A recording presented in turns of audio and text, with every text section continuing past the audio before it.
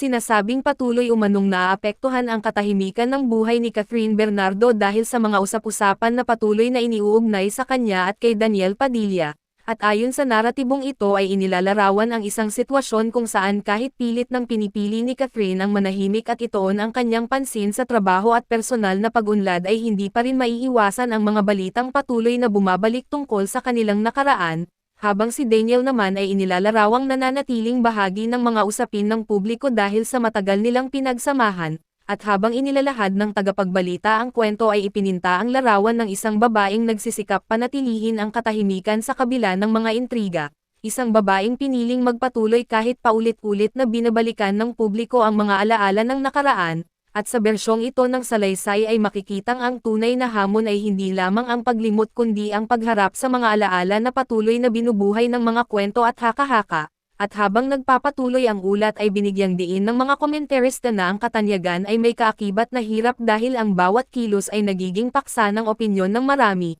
at habang kumakalat ang mga usap-usapan ay nahahati ang opinyon ng publiko, may mga umaasang maayos pa ang lahat, may mga naniniwalang mas makabubuti ang tuluyang pag-usad, at may ilan ding nagsasabing ang tunay na kapayapaan ay makakamit lamang kapag natutong isara ang mga kabanatang matagal nang natapos. At sa huling bahagi ng kathang-isip na ulat ay inilalarawan si Catherine bilang patuloy na lumalakad sa sarili niyang landas habang si Daniel naman ay nananatiling bahagi ng isang nakaraan na minsang naging mahalaga ngunit ngayon ay isa na lamang alaala. At sa pagtatapos ng kathang-isip na balitang ito ay iniwan ang manunood sa isang mapagnilay na mensahe na hindi lahat ng kwento ay kailangang ipagpatuloy, at minsan ang tunay na lakas ay makikita sa kakayahang piliin ang katahimikan sa kabila ng ingay ng mundo.